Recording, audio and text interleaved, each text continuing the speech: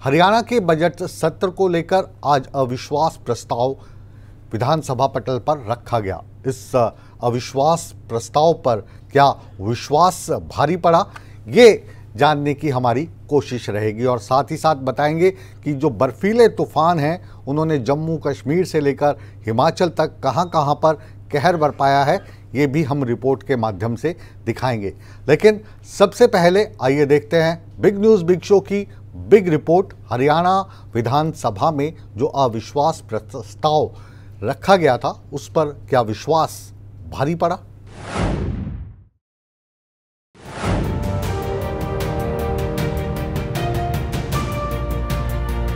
हरियाणा विधानसभा के बजट सत्र के तीसरे दिन सदन में अविश्वास प्रस्ताव का खेल चला। सरकार के खिलाफ अविश्वास प्रस्ताव को सदन में रखा गया।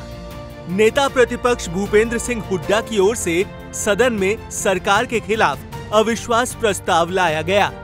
अविश्वास प्रस्ताव पर सदन में कई घंटों तक चर्चा हुई। अविश्वास प्रस्ताव को लेकर सदन में कई बार हंगामा देखने को मिला, लेकिन सदन में जैसे ही अविश्वास प्रस्ताव को लेकर वोटिंग होनी थी, वोटिंग से पहले ही कांग्रेस की ओर से सदन से वॉकआउट किया गया। अविश्वास प्रस्ताव का खेल या कहें नंबर गेम तक कांग्रेस ने सदन को जाने ही नहीं दिया। कांग्रेस ने सदन से वॉकआउट किया तो सदन में अविश्वास प्रस्ताव को सर्वसम्मति से निरस्त कर दिया गया। अविश्वास प्रस्ताव के खेल को सिलसिलेवार तरीके से आपको बताते हैं। सदन में भूपेंद्र सिंह हुड्डा ने अविश्वास प्रस्ताव रखा। अविश्वास प्रस्ताव पर कई घंटों तक सदन में चर्चा हुई। सदन में मुख्यमंत्री ने अविश्वास प्रस्ताव पर जवाब दिया। वोटिंग से पहले कांग्रेस ने सदन से वॉकआउट किया। कांग्रेस के वॉकआउट के बाद अविश्वास प्रस्ताव को निरस्त किया गया। सर्वसम्मति से अविश्वास प्रस्ताव को सदन में गिराया गया।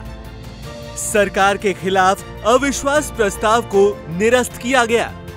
कांग्रेस की ओर से अविश्वास प्रस्ताव का शोर कई दिनों पहले डाल दिया गया था और जब अविश्वास प्रस्ताव पर विश्वास हासिल करने का समय आया तो देखिए सदन में क्या हुआ। तो क्या करेंगे आप? तो ठीक है।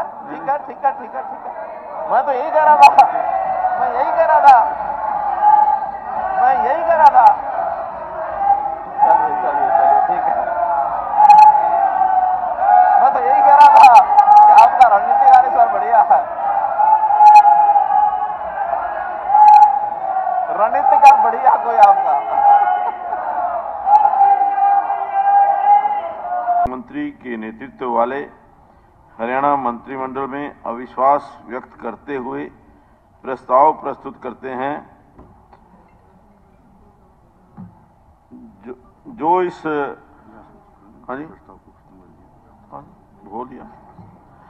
जो इस प्रस्ताव के पक्ष में है वो कृपया हाँ कहें, जो इस प्रस्ताव के विपक्ष में है वो कृपया ना कहें। प्रस्ताव सर्वसम्मति से रिजेक्ट हुआ।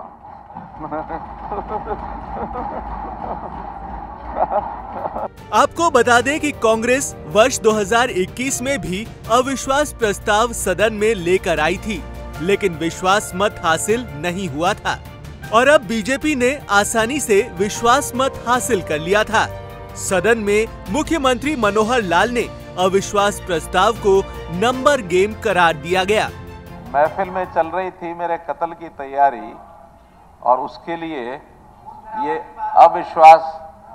अविश्वास प्रस्ताव लाया गया। अविश्वास प्रस्ताव पर सुन तो लो, पूरी बात तो सुन लीजिए। अविश्वास प्रस्ताव पर चर्चा करते बहुत सी बातें अपने आप भी मान ली, चाहे सदन के भीतर चाहे सदन के बाहर। सदन के बाहर तो हमारी बहन किरण चौधरी जी ने जैसे माना कि हमने कहा था। सदन के अंदर भी बीबी बत्रा जी ने और अब हमारी बहन गीता भुक्कल जी ने कि ठीक है ये तो लेके आना था, इसलिए ये नंबर गेम है। तो नंबर गेम सरकार के पास है तो अंतोगत्वा हार तो मानी ली।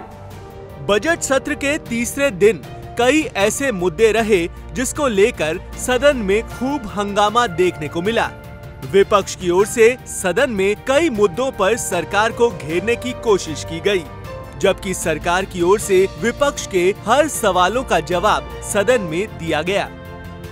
अवैध माइनिंग के मुद्दे पर हंगामा हुआ। एम्स को लेकर सदन में नोकझोंक हुई। परिवार पहचान पत्र पर चर्चा हुई। एमएसपी का भी सदन में शोर हुआ। महिलाओं के मुद्दे पर भी सदन में चर्चा हुई। 3 दिन के बजट सत्र में कई मुद्दों पर विपक्ष और सत्ता पक्ष के बीच चर्चा हुई। बजट सत्र के चौथे दिन मुख्यमंत्री मनोहर लाल बतौर वित्त मंत्री हरियाणा सरकार का अंतरिम बजट पेश करेंगे। बतौर वित्त मंत्री मनोहर लाल सदन में 5वां बजट पेश करेंगे। मनोहर लाल सदन में 11 बजे हरियाणा सरकार का अंतरिम बजट पेश करेंगे। सूर्या समाचार के लिए रवि चंदेल की रिपोर्ट।